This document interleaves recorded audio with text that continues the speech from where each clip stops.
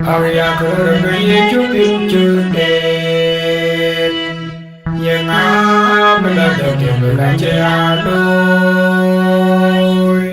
Ken kerajaan yang mencoba lawan loki Kunga berkatanya berkayoku Yelo kule kukai Lo kule kuke Ye juga bandan yang nomben Kita jualan negara buku jolwa Buwe kebiasaan juara jeban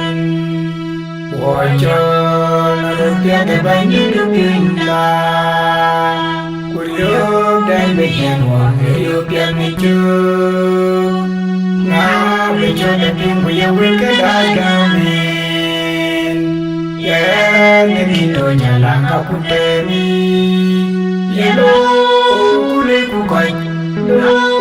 kule kuke Ye juga badan tapi nomben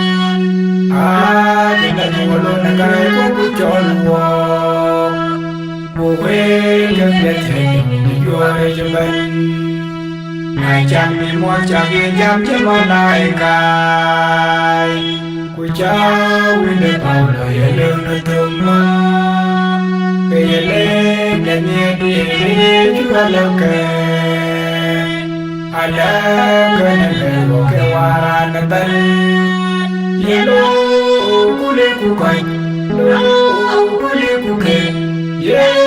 juga badan tapi nomben Kita jualan negara buku jolwa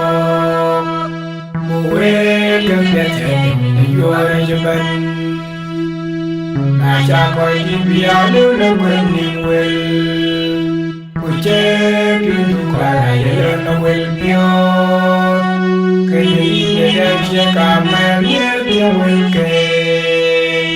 Wel ni jam yundu kenyang lawa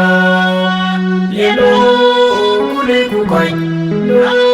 kule kuke Ye juga badan tapi nomben Kita jualan negara buku jolwa Buwe kebiasaan juara jeban Nejamrut kali cetim lekon wale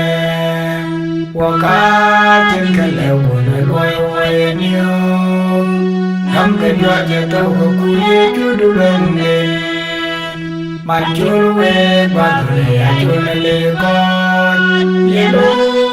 kule kukai Lo kule kuke Ye juga bandan tapi nomben Kita jualan negara buku jolwa Buwe kebiasaan juara jeban Neloy culwe pinuwe milke Kelang kenegan ya tepion celayu Na capin kewadok ya gadak ke kami Wanya keto jam tunduki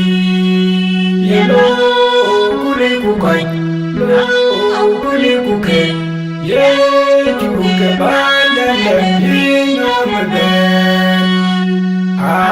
Kita jualan negara buku jolwa Buwe